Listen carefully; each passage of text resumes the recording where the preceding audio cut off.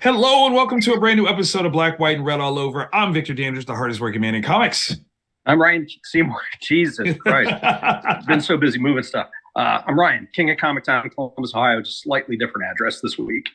That's right. That's right. You look like you're trapped in a game room. Is that accurate? Yes. Yeah, nice. This is what's going to be our board game department room thingamabobber. So nice. So I mean, overall, the move is going well. You guys are getting settled into the new space. When do you think you'll have everything like totally settled, everything's up, and you'll be able to breathe? Never, if we're doing things right. Like we're just gonna keep evolving. But yeah, we're in that like week or two before we'll have everything kind of situated the way we want it to. But, okay. Nice. It's coming along. That's what matters. And the store is open. People can still come in and buy stuff, which is even more gooder. Okay, so we're back. We've read. We're going to review. We're going to recommend some books to you. I know, like, I didn't see what was on your list. So I don't know what we have that's the same or not. So if you kind of want to just showcase some stuff. At least 3 things are the same. Okay.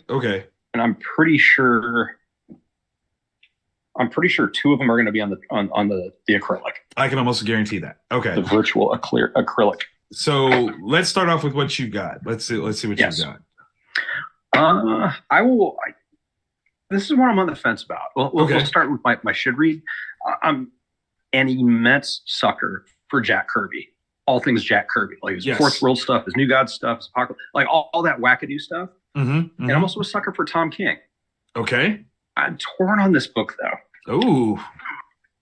Danger Street, number 2 ship this week, number 1 ship about a month ago. King, Fornius, Stewart. It's an amazing creative team. The book is gorgeous. The art, the coloring, all that. What's weird to me is it's like a hard-boiled like crime story. One of the Danger Street kids gets killed, and possibly one of the stupidest things that superpowered beings can do. Like it's like they're trying to. It's a couple characters that are. Everybody in this book is obscure.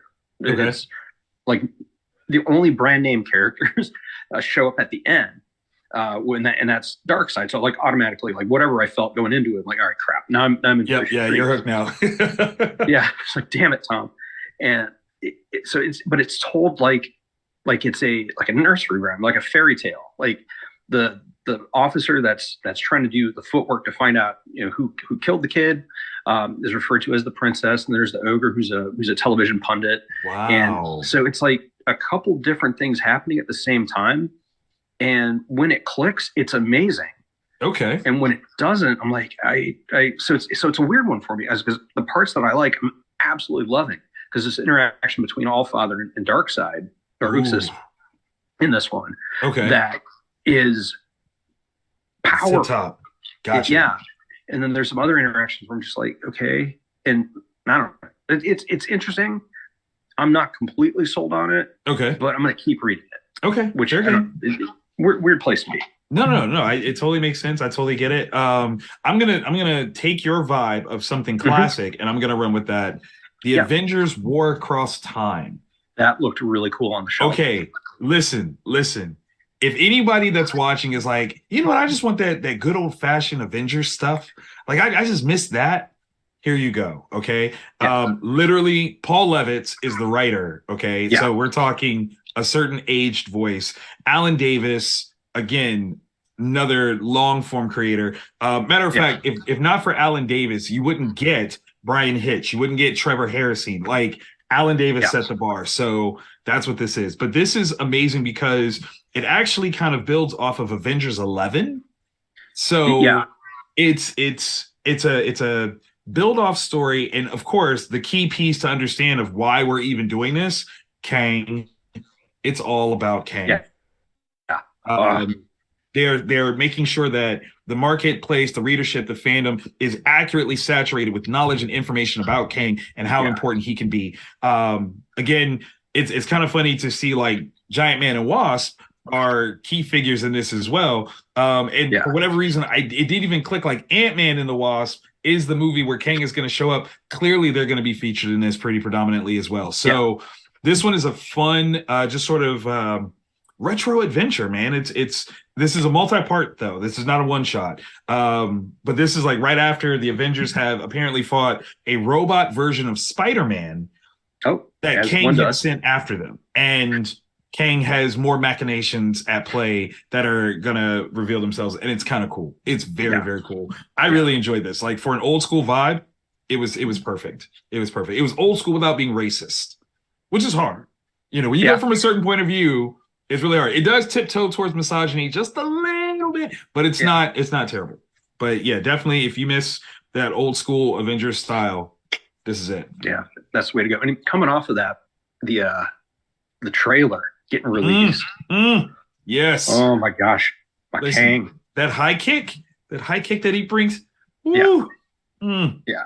Because I wasn't like his portrayal of He Who Remains was interesting. But that snippet of him as like full on Kang the Conqueror. That was brilliant. No. People gonna get hurt. People may die. People may die. Yeah, a lot. Yeah. A lot of people's. All right. My next good read. Black Cloak #1. I almost grabbed that double-sized book. Yeah, it's interesting. It's double-sized. It's $4.99, no ads. So it's just all book. We got Kelly Thompson, Meredith McLaren, and Becca Carey as the creative team on it. And it starts out, I guess, also kind of like fairy tale-ish in terms of like the narration about it and how we got to this place in this world and how the only thing that really was able to make everybody come together was an external threat. Okay. And so I'm thinking like a bizarro reverse dystopian future kind of thing, but it's not. All the people getting together that they're talking about, elves, merfolk, giants, ogres. So it's like this fantasy setting. Yeah. But in modern time with advanced technology. So there's like a little bit of a saga vibe to it where both magic and technology exist. And the heir to the throne in this land is found dead. He's found dead in what could be described as a brothel, a house of ill repute. And charged with tracking down his killer is his former fiancée, who used to be a member of the royal family, but has been exiled. We don't know what got her exiled. That's sticky. It's really, really cool. So it's got where I guess accidentally it is comparing it to Danger Street. It's executing both the noir crime angle perfectly and the consistent, perfect use of science and magic with the characters and the fantasy characters. And they're all slightly different than we would expect. Like the merfolk are not like Little Mermaid merfolk. They're a little more feral. Yeah. So it's stuff that's just slightly different than you expect to keep you on your toes throughout the entire issue. That's awesome. The art style is really cool. It's almost like not Star. I'm blanking. A bunch of Cartoon Network shows took the style for a while. Yeah. Like the Steven CalArt Universe. style. Yeah, the CalArt style. Steven Universe. Was it? Well, no, I mean Steven Universe is probably the best showcase of it. Adventure Time, maybe, but yeah. But yeah, it's got that vibe art-wise, which works perfectly for the story. That's awesome. It gives you a little bit of levity to a very, very serious situation. So very cool first issue. I like it. Okay, so my next one, good read that you should read, The Amazing Spider-Man 17, part of the Dark Web series. This one is Zeb Wells, Ed McGuinness, Cliff Rathburn. So I didn't stay with the Dark Web series like as a whole to see exactly where everything is. So I kind of jumped in a little confused, but that's all right. So apparently Peter and other associated characters, J. Jonah Jameson, Robbie Robertson, they're in limbo. And limbo has been refashioned to look kind of like New York. And they are all these things that are at play with the intention to get Peter to want to give up his soul to Ben Parker. Like that's the hook of it. And this is wonky. I mean, this is a fun, wonky adventure. The stuff that's in Limbo is crazy. It's off kilter. Some of it's like kind of monstrous and scary, but it's still all kinds of fun. And there's nothing better than seeing Peter Parker, right? Yeah. Like he Very steps it up and does his thing, and it's amazing. We get a limbo-oriented version of the Sinister Six. Yeah. Called the Insidious Six, and it is. I need this to be an ongoing team. Like, I don't care where this goes. This team has to continue without question. I think we also get like a limbo version of a symbiote, which that gets even more it's fun. Kind of spicy. Yes. Yes. So this is just kind of a fun, crazy series. I think there's an aspect of it that's a bit cartoonish. That's not terrible. Yeah. It's a fun exploration. I mean, you can't have these characters be so super serious all the time. This is a fun little, like, hey, let's go a little lighter. Let's go a little lighter. Let's have some fun with it. And I think they do a great job. Yeah. No, it's really when I first heard they were doing something called Dark Web and it was a crossover, I was like, oh my gosh, this is just going to suck. And it's actually really fun. And it makes sense. You got a couple clones of different people that are sick of being the clone. Like they have, from their point of view, they've had everything stolen from them because they're full humans themselves. And now they're like, why don't we team up? Yeah. Yeah. Why not? Two of the biggest egregious, like, clone people ever had their lives taken, stricken from the record, if you will. Yep. And they're like, we don't have to let this stand. Like, let's go. I understand that Madeline Pryor's aim has not been revealed yet, though. Is that true? I don't trust her. Okay. Yeah, I don't fully trust her. I think there's a lot of fun right there. So. Oh yeah, 100%. Excellent. Alrighty. My final good read is Know Your Station #2 by Sarah Gailey, Lana Kangas, and Rebecca Nolte. And so for the first issue, we find that we're situated on a space station, and there's some like separation between the haves and the have-nots, with the wealthier, the more well-to-do living up in space, away from the squalor of the common man on the planet. There's a murder that happens, and rather than wanting a full investigation into it, the leadership kind of just wants it swept under the rug. So they bring in somebody who's there. If it isn't well known they're a drug addict, I'll be shocked. There's no way they can hide it. And so they bring this person in. They're not the highest up in terms of the ranking, but they have enough power that they can make this go away. Problem is, that's not what she wants to do. She accidentally starts finding out stuff about it and begins investigating, and ends up getting trapped. The plot twist at the end of the first issue was she's in a situation that can be made to look like she killed somebody. She did it. That's right. Yeah. Turned off her tracker.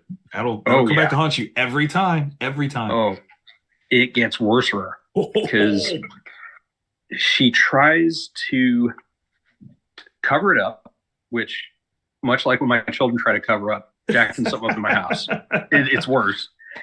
And one of the problems she has is she's a drug addict. And so she figures one of the best ways to get around this is to get herself clean. And with the technology in the future, they can do it. Except there's still withdrawal symptoms. And so the way these play out with the additional shadow play that's going on around, like the people that are really pulling the strings, she's in even deeper because some stuff happens and she doesn't know if it's real or not because of hallucinations, and another body turns up that can be attached to her. Yeah, it's amazing. This creative team is absolutely nailing it with this crime. Like, I don't know if, based on what this character does with their personal time, I don't know how much is real, how much isn't. So yeah, no, it's really, really cool. Awesome. I'm digging it. That's awesome. This is just issue 2. So there's a lot of world building, characterization that's being established. Just 2 issues in. You're not like, come on, you have no excuse not to pick this up. Like, jump in. Yeah. Man, that's a good one. Choices had to be made, and that was the hard part because I wanted to keep that one going. Yeah. But instead, we had a lot of books. We did. We totally did. Okay, so hopefully this is still available for good reason. You should read DC Lazarus Planet Alpha #1. Yeah. Okay. So this is interesting. So I feel like DC is kind of doing like multiple story events and trying to see which one should actually be the overarching voice moving forward. Yeah, it's weird. In this one too, because I read this one also. from a retailer perspective, it is a nightmare for us. I can imagine. They didn't, because it's not a mini series. It is a series of one shots that we've had to basically order all of before this week. Okay. And so we're just like, what is this going to be any good? What's it going to affect? And then this comes out and I'm like, okay, this is actually legit. This is really solid. But you didn't, like, you couldn't know how to order this, how to approach this. Like, you were, that sucks. That's the hard part. And it's a disservice to readers, because if they can't get it, because we're having to guess. Because you don't really know what you're looking at. Okay, so this is written by Mark Waid, art by Riccardo Federici. Visually beautiful. Absolutely beautiful. This is stemming off of, twofold. So was it Superman, Batman, World's Finest series that then turned into Batman versus Robin.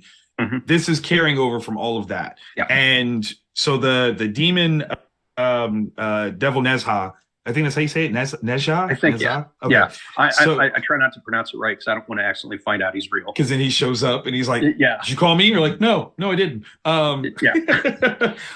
He has unleashed something terrible onto the world. And there's this, it's amazing because there's kind of like this ancient Eastern mythology that's being explored with this, which I think is really cool. But overall, so magic is going haywire, which in turn science is going haywire. And the Justice League is broken apart and having to try to address this. And whereas normally you got Batman at the core saying like, this is what we're doing, boom, boom, boom, boom. Everybody looks at Batman and Batman goes, listen to my son. Yeah, that was a moment. That was a huge moment. That was like, oh, snap. Like, Mark Waid has co-signed Damian. No one ever is allowed to complain. I don't think Damian's a good character. You're wrong. You're now wrong. You're 1,000,000% wrong. But seeing like all these things in action, the choices of the team ups, like some of these characters are not obscure, but they're not regularly in the spotlight.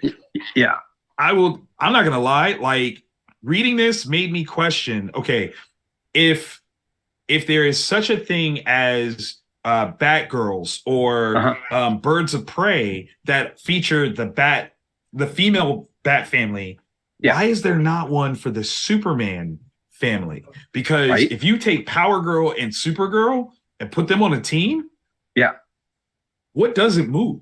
Like, I feel like that's a huge powerhouse move right there. Pretty amazing. But we're seeing widespread interactions with different characters and seeing like folks that knew each other that you're like, oh, I guess it does make sense that they would know each other. It's kind of amazing. And again, the art, beautiful. Yeah, it's gorgeous. Well, it's another one of those moments where it's like, why Marvel sometimes is too free with their use of the worldwide, multi-event crossover. But this is another one of those books where I'm like, why isn't this a crossover event? Right. Like, because it affects everything. Like, everything. It looks like the entire planet is covered in this. So yeah, this is kind of crazy cool. I can see this kind of being an answer to Marvel's Terrigen Mist storms going around. And so there's magical storms that are all about moving around and things like that. So very, very cool though. I enjoyed this a lot. Far more than I not necessarily like I was discounting it, but I didn't know what to expect. So I really enjoyed it upon reading it. So I read it and was like, I under-ordered, like, for the next few issues. I don't think we're going to have enough. I mean, you couldn't know. You literally couldn't know. Yeah. I think companies should be more apt to offer preview copies to give you a taste as a retailer what you're getting into. The problem is we screw up. There's always one or two people out there that own a shop that leak stuff. They're like, oh, I read this, and they'll share a sample page or something, and it just, like, people, this is why we can't have nice things. So it's every time you see one of those things pop up on like Bleeding Cool or Newsarama or something, it's a leak where it was something like, here is privileged information so that you can do what you do better. And then someone's like, share. I'm going to share it inappropriately. Thanks, guys. Thank you. All right, so those were good reads that you should read. Yes. I'm looking at about, let's see, that's 12, $16 for my Goodreads you should read. Yeah, my official goods were I think 12-ish. Okay. I planned Lazarus as a floater Gotcha. for $6. That would be another $6. Yeah. But the two top ones were so head and shoulders above like these were really good books. But the must reads this week were Absurdulous. Yes. No, that needs to go on a t-shirt. Absurdulous is a solid word. So you have 3 must reads? I was going to bounce Lazarus up to the acrylic. Oh, okay. But yeah, start with the one you don't have because I know we've got 2. If we don't have 2, they're the same. I'll be shocked. All right, so absolutely shocked. I got Specs number 3. That was one we sold out of before I had a chance to read. Oh, I'm so sorry. I want to know because the one dude sorry got left off. He was getting arrested. The other one's making his wish.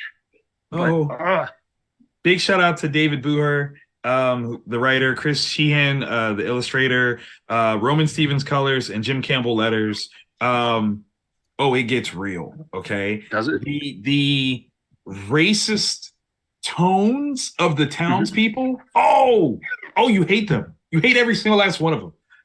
This is you talk about like guilty before proven innocent.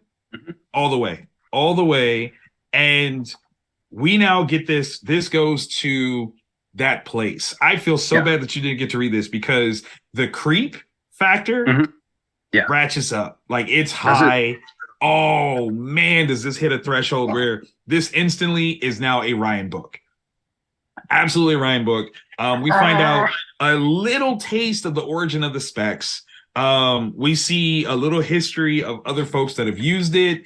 What the end result typically and always is. Like, it's so good. Wow. It's so good. Just like a random thing that happened. Like this is some monkey paw, that magic box push the button shit. Oh my gosh. And again, all of it taking place here in Ohio.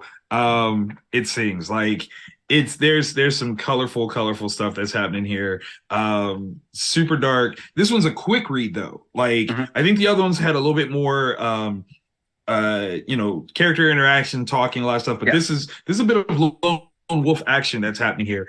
While Teddy's locked up, Kenny's on the go trying to figure out what to do. Yeah. And ultimately, he makes a move, and it's definitely going to spell nothing but more trouble. But I totally get it. This is what you got to do. And yeah, they're going to have the entire town on their tail. It is insane. So yeah. This one, highly recommend. Specs number 3. So freaking good. So good. Oh my so goodness. Good. Yeah. I'll read it. I'll find a copy. I'll bring this one back so you can read it because you should get to read definitely get one. I think probably our next step would be what Something's Killing. You want to hold off on the other one till last? Yes. Okay. Yeah. Something's Killing the Children.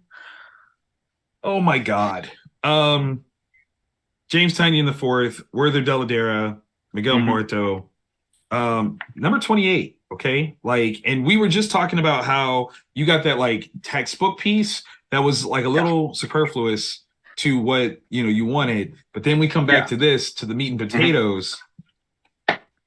And it puts in perspective what, if you didn't catch the episode that Vic's talking about, there was a one-shot called The Book of Slaughter that came out, and it was broken down in roughly 3 parts. One part was a new character being introduced to the group might want to replace Erica Slaughter with if things continue the way they are.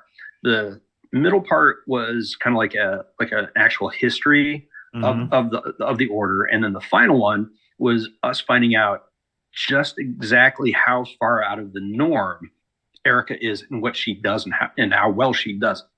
So coming back to this, and we finally get those Erica and her hunter, the person hunting her, in the same room, and it was one of those moments where like Kobe and MJ looking at each other, where except I mean, it's So one good. thing for Erica to know that she's being hunted. Yeah. It's something else when she realizes who it is. Yeah. Because that seems to be an instant like, oh, this is no good. This is no good. Right. In that interaction where it's not fear, it's resignation. Yes. Like you finally resign yourself that this is your fate. There's nothing you can do about it. Just hurry up and get it done. Done. But you're dealing with someone who is a systematic, catastrophic psychopath who says, well, you're right. Like that is what's going to happen. Yeah. Not yet. Yeah. Not yet. Let's wait. Yeah. Let's do some things. Let's make this worth my time. The worst monster in this story arc isn't the duplicitous or whatever that monster type is. Not at all. It's her. Yeah. Look at her handiwork. Her handiwork right? is just because without giving anything away, Erica and the people that she's trying to protect end up being in police custody, which makes them sitting ducks. Yep. I did not see what was happening. Yeah. And in that room. That is so jacked up. Yeah. That they're just playing with every level. Just raw. This is one where, again, like you said, you're seeing that the worst monster is not the one that Eric is chasing. No. Yeah. It's a human. We just saw them. We just saw them, and they're going to bring some pain in the worst way possible. Oh yeah. Absolutely nutty. Yeah. Tons and tons of collateral damage is going to happen just from this. Oh yeah. And this creative team has taken something like a concept like, okay, there's people hunting monsters and they have to keep it on the down low. That very easily could have ran out of steam. Yeah. 12 issues in, and we're now 28 issues in, and it's just ramping up and gaining power. Absolutely. This creative team is just crazy. Like absolutely it's nuts. just so good. Yeah, they're firing all cylinders. I still haven't heard anything about this being optioned, and I don't understand how that is. Like how? Like, what are y'all waiting for? Yeah, Supernatural's over. Thank you. And at this point, like, I'm almost arguing like you guys can't afford him now. You've waited too long. He's built too much of a world. You can't afford him now. Yeah, 12 issues in, you could have written a check. Now he needs a channel. Like you gotta offer him a whole channel, a whole segment, a block, if you will, on Pluto TV, like whatever. Like y'all messed up. Something Killing the Children would be an amazing show. Yeah. Oh my gosh. That's true. It's true. Now you mentioned collateral damage. Yeah. This is a reboot.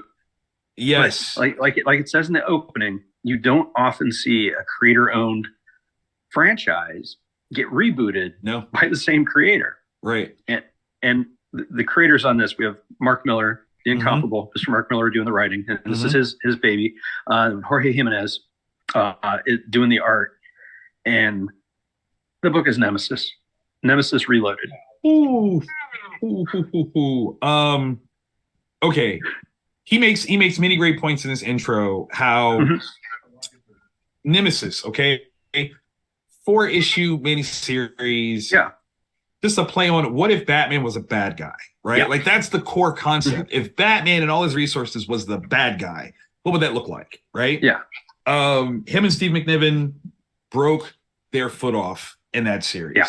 As he exclaims, it did better than their work on Civil War. And Civil War has been Marvel's highest grossing like trade paperback graphic novel since it came out. Like insanity.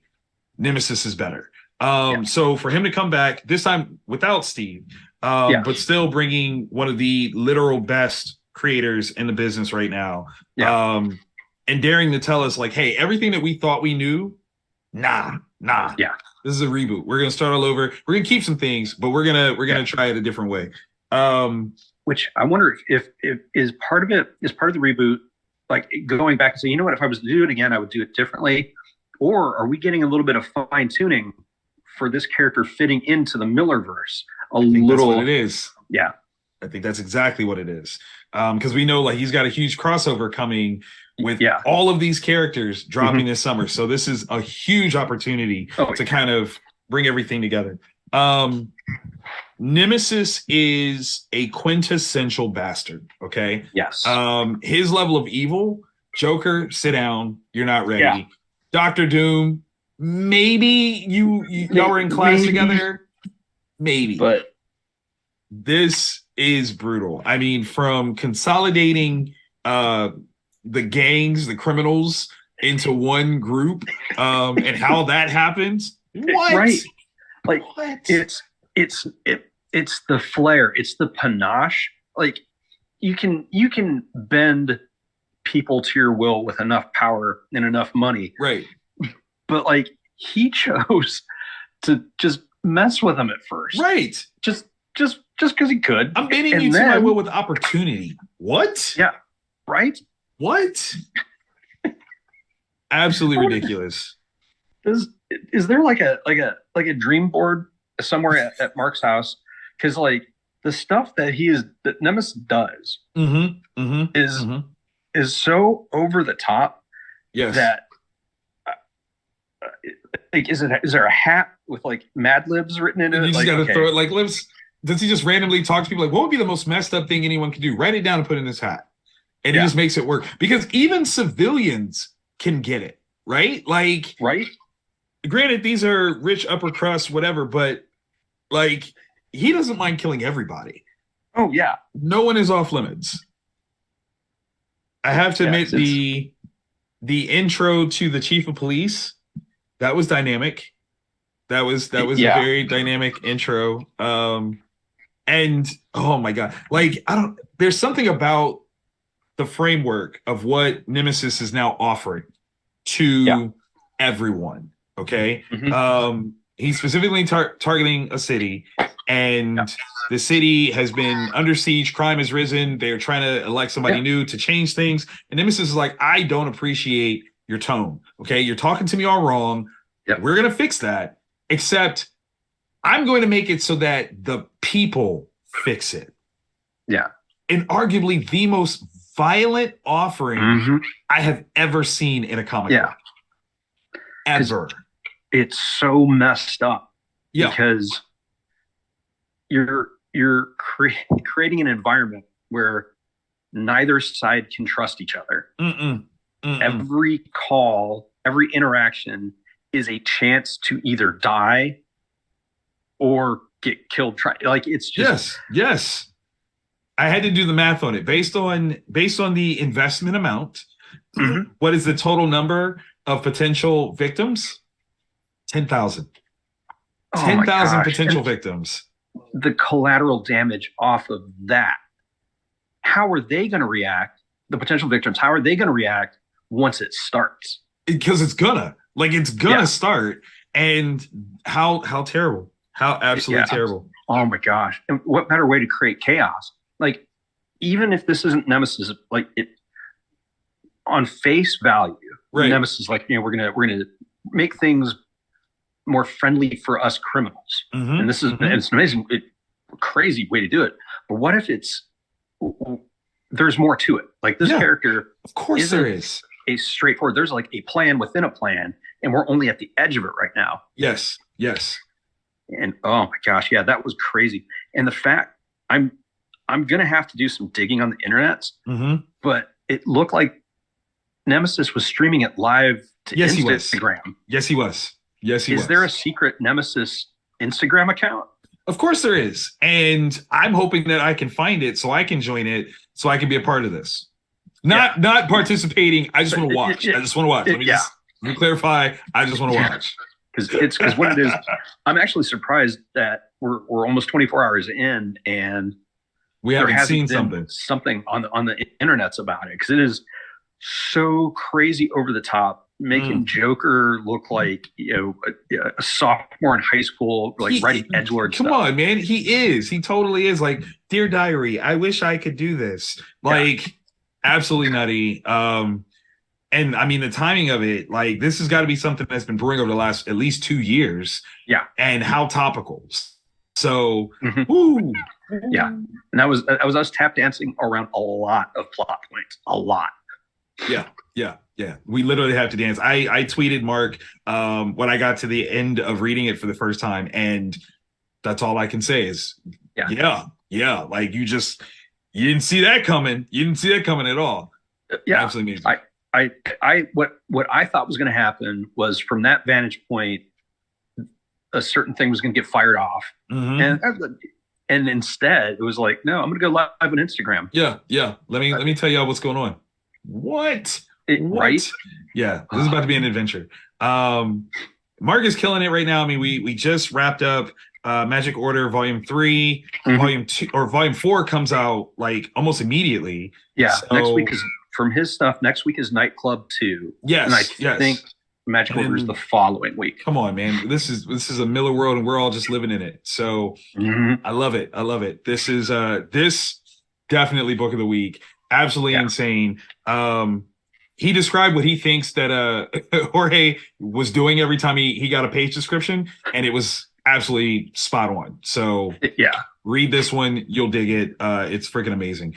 Oh, that's amazing. That's us this week. Yep. Hopefully you guys enjoyed this episode. If you did, click that thumbs up. We need that approval, and YouTube needs the algorithm guide, show other people what we're doing. So definitely click that thumbs up. And every week we do this. Most of the time it's a day earlier, but life happens. So hit subscribe and the bell. Make sure in your settings for your phone, it lets you know when we go with these posts. Absolutely. And we'll see you guys next week. Bye.